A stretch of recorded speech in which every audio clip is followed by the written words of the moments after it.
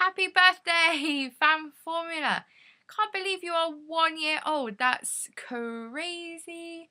I know I wasn't in the original crew, but I'm so glad I've been taken aboard this amazing project that we can actually say is worldwide, which I bet a year ago, Grace, when you set this project up, you would have never have guessed in a million years that it would become what it has become today. So thank you so much for this fantastic project. We've all made some great friends out of it, and here's to many, many more Fan Formulas. The challenge this week is to beat the current record of video entries. So let's hope we can smash this. And of course, I'm joined by old Bez. He was so excited that Sebastian Vettel won yesterday. He got so excited he wet himself, which he was a little bit embarrassed by, but he soon got over it. So I think we need to lay him off the Red Bulls before the race begins. So I guess we should get going on this very special birthday Fan Formula. It is freezing cold outside, so I'm wrapped up in my dressing gown. I'm not going in to a boxing match, which it may look like, but I'm just really, really cold. So right, here we go. Sparkling Singapore.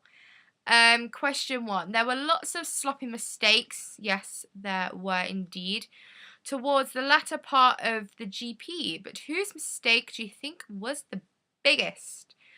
Whose was the biggest?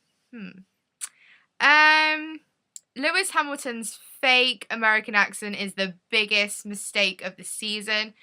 I swear he gets more American as the season goes on. But I mean, I forgot he was from LA, silly me. But a little quick note to Lewis. Just remember that you are from Stevenage. You're not from LA. So ditch the fake American accent. And if you think it makes you seem cooler, then you're wrong, because it doesn't. So, right. There we go. No. On a more serious note, the biggest mistake of the race had to be a certain Mr. Schumacher crashing into the back of my beloved Jean-Eric Verne. Let me get his name right.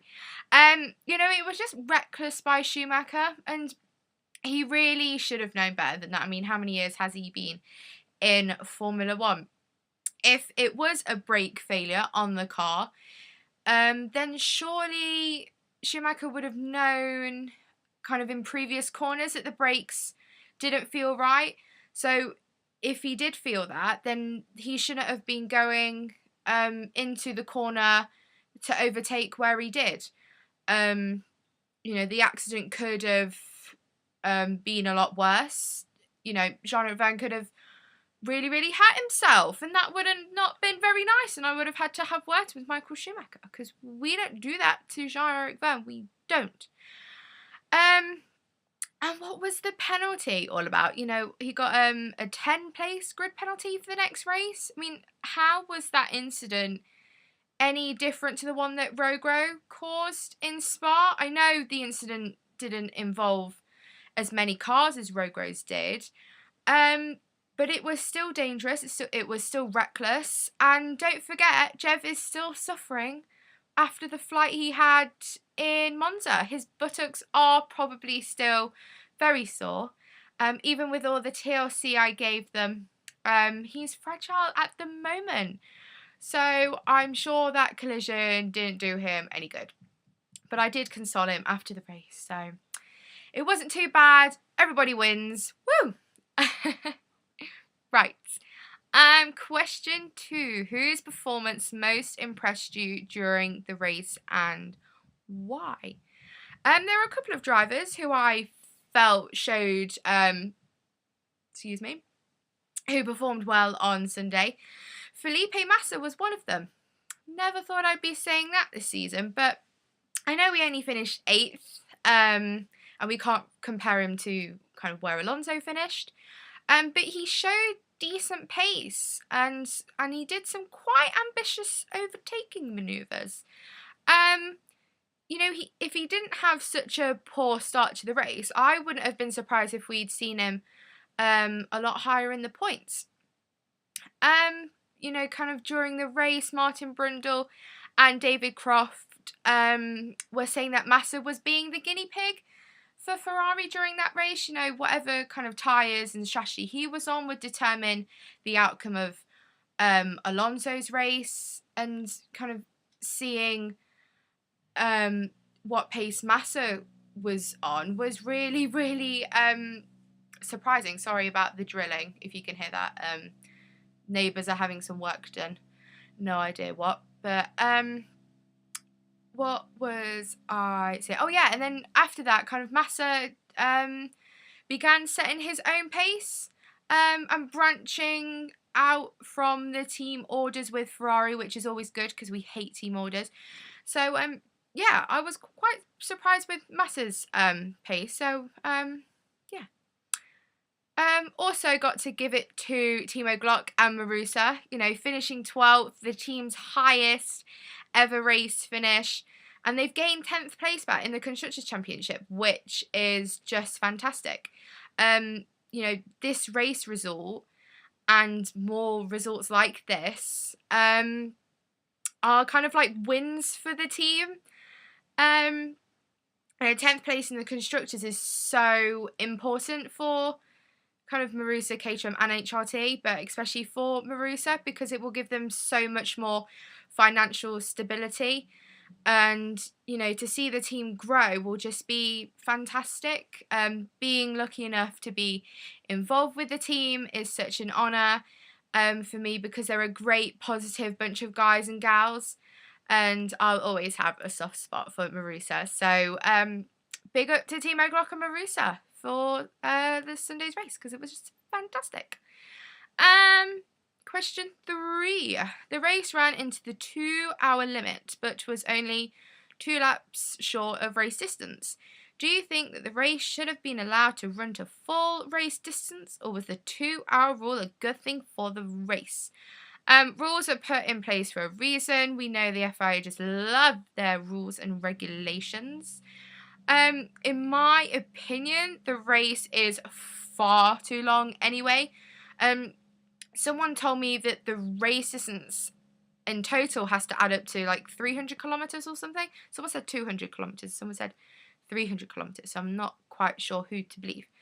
I mean, I had no idea about that anyway. So you learn something new every day. But the race just felt like it was never ending. I mean, if this is how I felt, then I feel really sorry for the drivers because I have no idea how they would have been feeling. At least with Monaco, the race lap is short, so even though there are like 70 odd laps or whatever, the race still flows even with a safety car. When the second safety car came out, I actually wanted to cry, not just because Jev had to retire. But because the safety car periods, they just went on for ever and ever and ever. It was just so draining, and I was only a spectator. But I mean, I guess that's why the drivers get paid millions to do what they do, to sit in races like that. So yeah. Right. Bonus question. Charles Pic received a post-race 20-second penalty and a day's community service after his FP3 incident. If you were a steward, what other community service penalties would you have given to the drivers at the Singapore Grand Prix? Before I start, since when has community service been a penalty in Formula 1, and why has Pastor Maldonado not been given any? It's the most ridiculous punishment ever. It's stupid. Anyway, if I were a steward, what community service penalties would I give out? Michael Schumacher would have to be Jean-Eric Vergne's whipping boy for the rest of the season after crashing him out of the race yesterday. So if Jeff wants a cup of tea, Shumi will have to run along and get his cup of tea. If Jeff needs a new pair of shoes breaking in, Michael Schumacher will be on that case. So that's what you get for crashing into Jean-Eric Vergne. You're his whipping boy. Another penalty. I would have to dish out a penalty for Lewis Hamilton. He will be forced to go to accent classes to get rid of the fake one that he's got. And Eddie Jordan would be sentenced for life for crimes against fashion. I mean, what was up with the shirt that he wore on Sunday? It was really awful.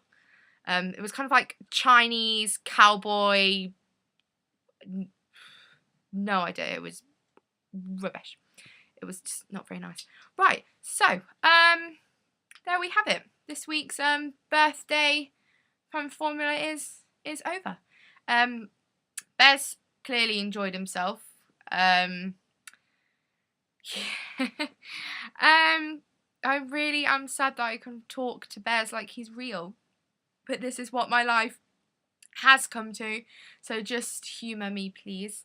I hope you've enjoyed this week's Formula. I hope I haven't bored you too much. I say this at the end of every Formula because I probably have bored you to tears because it's me and my opinions aren't very good. But hey ho. So yeah, enjoy yourselves. Have a fun week. Have a great birthday celebration, Fanformulites. I will have a glass of wine tonight in celebration of Fanformula's birthday. So there we have it. I'm going to love you and leave you. So mwah, happy birthday again and have a great week, everyone. Bye.